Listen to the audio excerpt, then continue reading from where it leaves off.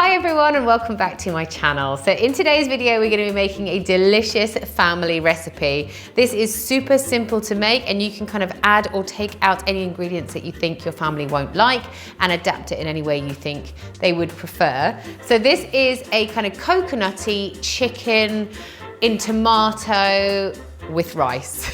Haven't quite thought of the name of what it's going to be, but that's essentially what it is, and honestly it's super delicious. The first thing I'm going to start off by doing is cooking my rice.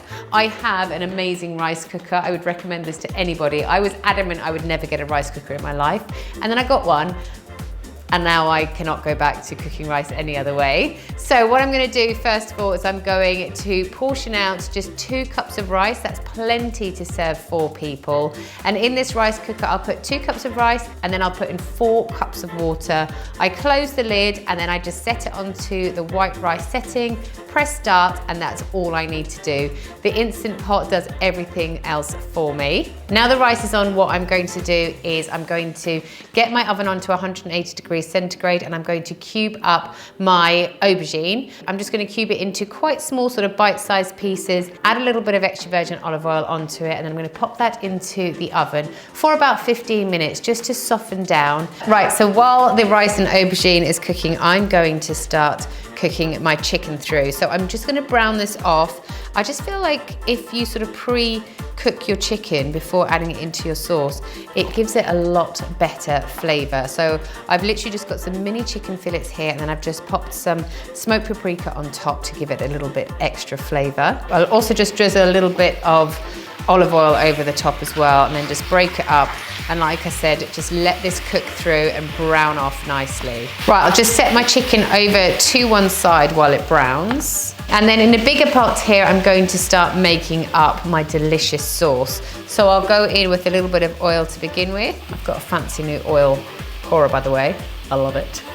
This is because you shouldn't let oil get any sunlight to it. So this is a great little pot to have this with. I'll try and link one down below, but this is actually from Spain. So I've gone in with some extra virgin olive oil. I have diced up some onions here. I've just got 2 small white onions, or you can have 1 large onion. I've got some of this delicious garlic puree. You can use fresh garlic if you'd like, but honestly, this is so good. I feel like it's also very garlicky. I'm gonna put a lot in. I love garlic. And then I'm also just going to go in with some tomato puree too. Right, once that's all in, just give it a mix around, and then you want to just saute these off for a good couple of minutes so that they kind of go a little bit golden brown and obviously a lot softer and smaller. Right, so while that's all frying off, I'm just slicing up some sun-dried tomatoes. I absolutely love sun-dried tomatoes. I feel like they add so much extra flavor to a dish. Right, these are gonna go into here too. Get all the juices in there too. Then I've also got some halved cherry tomatoes. So then I'm just gonna add in some basil, some oregano, a couple of chili flakes, but because my kids are gonna have this, I don't wanna add in too much. And finally, a tad more of smoked paprika. Here is the aubergine. As you can see, it has cooked through nicely, and it's only been in there literally 15 minutes. Right, so now that's in, I have actually made my own stock. So you guys know how I love to buy a whole chicken at the beginning of each week, cook it up, and then with the bones, I boil the bones and I make a delicious broth. I will put a recipe down below in my description box for those of you that haven't seen that. But this is a layer of fat on here, but it's all good fat. All of this is gonna go in. If this freaks you out, you can always scoop the top layer of fat off, but this is all goodness from the chicken bones. So honestly, it's gonna add so much flavor to your recipe and so much goodness too. So that's going straight in. And then finally into here, we're going to add a tin of coconut milk.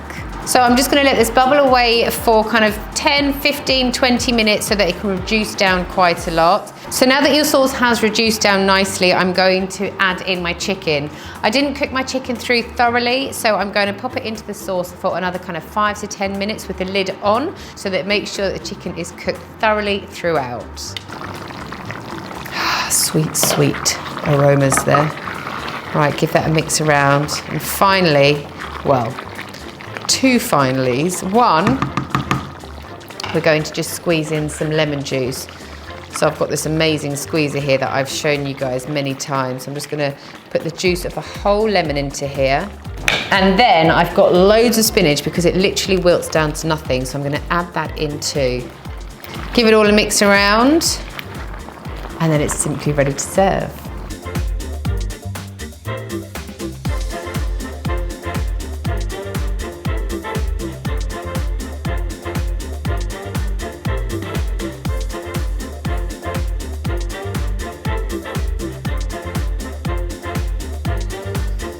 When you dish up, serve with a generous grating of Parmesan cheese and then finish it off with a drizzle of honey. I know that might sound weird, but trust me on this one, guys.